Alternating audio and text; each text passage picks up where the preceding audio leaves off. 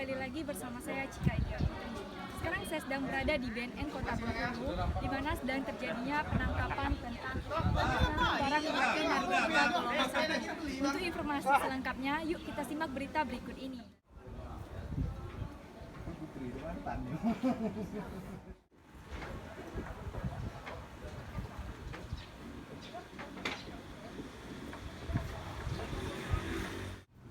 Baiklah pemirsa, sekarang saya sedang bersama Pak Alex selaku Kepala BNN. Di sini saya ingin mewawancarai Bapak tentang pemusnahan kasus pada hari ini. Yang ingin saya tanyakan Pak, bagaimana terungkapnya kasus penangkapan narkotika golongan 1 ini? Nah, jadi baik pada hari ini kita mengundang pihak-pihak terkait untuk melaksanakan pemusnahan barang bukti karena berdasarkan aturannya setelah ada penetapan status barang bukti paling lambat 7 hari sudah harus dimusnahkan. Makanya pada hari ini kita musnahkan barang bukti tanaman jenis ganja narkotika golongan 1. Nah, pasti ada barang bukti kan pasti ada yang dilakukan tindakan hukum. Dan informasi kita mendapatkan dari masyarakat bahwa ada rencana salah satu warga atau orang yang akan melintasi Kota Bengkulu dengan membawa narkoba. Nah, kita melakukan penyelidikan kurang lebih sekitar hampir 2 bulan lah kita melakukan penyelidikan. Nah, setelah kita mendalami, informasinya sudah salah satu. Nah, pada waktu tanggal 13 November 2020, tim pemberantasan bergerak dan melakukan penangkapan terhadap tersangka atas nama R yang baru turun dari Pegunungan Sigi, Kabupaten Benteng dan melintasi Kota Bengkulu, yaitu tepatnya di Jalan Asbakul dekat dengan terminal Asbakul yang kita melakukan dan kita mengamankan yang bersangkutan setelah kita melakukan penggeledahan di tempat terdapat barang yang diduga tanaman ganja narkoba golongan 1. Nah, kita bawa ke kantor BNN untuk kita lakukan tindak lanjut atau kita laksanakan pendalaman. Setelah kita interogasi, yang bersangkutan mengakui dan mengatakan bahwa tanaman itu dia bukan membeli tetapi dia menanam sendiri di Pegunungan Sigi. Dan pada saat itu dia akan membawa tanaman itu ke Panaguci karena dia akan mau kembali ke rumahnya. Memang yang bersangkutan adalah orang Panaguci sesuai dengan KTP-nya dan dia akan kembali ke Panaguci. Sekaligus dia membawa barang tanaman ganja itu untuk mungkin mau diedarkan di wilayah Panaguci. Nah, itu yang bersangkutan.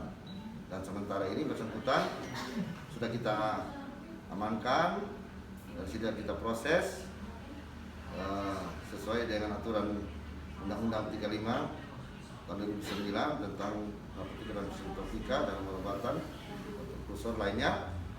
Dan saat ini kita sudah dititip di rumah tahanan Polda Bengkulu. Oke, baik Pak. Bagaimana cara pelaku mengelola ganja yang sudah dipanen sehingga siap untuk dikonsumsi? Nah, jadi berdasarkan informasi beliau atau tersangka ini sudah beberapa kali panen. Nah, dan pada saat kita melakukan penangkapan dia sudah panen. Nah, dan ini dia berdasarkan informasi dia menyemai dulu bibitnya dan dia menanam itu tidak satu hamparan luas, tapi dia ngambil titik-titik di lokasi itu yang kira-kira sulit untuk dilihat oleh orang. Artinya mungkin di bawah jurang, mungkin ada 5 pohon di sini, 5 pohon berjaraknya jauh-jauh. Nah, setelah kita lakukan pengembangan itu bahwa yang tanaman itu kita lakukan pengecekan ke lokasi. Nah, setelah kita cek lokasi memang benar berdasarkan pengakuan bahwa di atas itu masih terdapat bibit yang baru ditanam kurang lebih sekitar 2 bulan, sehingga setelah kita berada di lokasi, kita berhasil mengamankan ada 16 batang tanaman ganja yang masih berumur 2 bulan. Dan berdasarkan informasinya ya dia modus dia menanam ya seperti itu, dari dia mulai setelah dia tanam di lokasi. Oke, baik Pak. Apakah narkoba ini sudah memasuki kalangan remaja atau mahasiswa? Jadi untuk masalah narkoba ini, narkotika, psikotropika dan obatan ini tidak mengenal umur, baik itu umur dalam artian yang sudah lansia maupun yang masih remaja. Pada prinsipnya hampir semua golongan umur ini sudah terpapar, baik itu dia pelajar, baik dia mahasiswa, maupun dia sudah pegawai, maupun dia bukan pegawai, hampir semua tidak mengenal status, baik itu dia kaya atau dia miskin, dia pengangguran atau dia kerja, hampir semua sudah terpapar. Itu terutama ganja ini paling banyak dipakai untuk kalangan mahasiswa dan juga anak-anak yang anak-anak remaja dewasa, SMP, SMA, ini mereka yang pakai. Sehingga kita berharap supaya kita terutama mahasiswa atau generasi muda ini kan merupakan generasi milenial yang menjadi harapan dan tujuan bangsa untuk sekian tahun ke depan. Sehingga kita harus perlu bekerja keras untuk menghindarkan anak-anak kita ini dari mereka dalam penyalahgunaan narkotika, baik itu narkotika, psikotropika maupun obat-obatan. Kira itu perlu untuk kita bersama-sama untuk peduli terhadap situasi dan kondisi yang ada.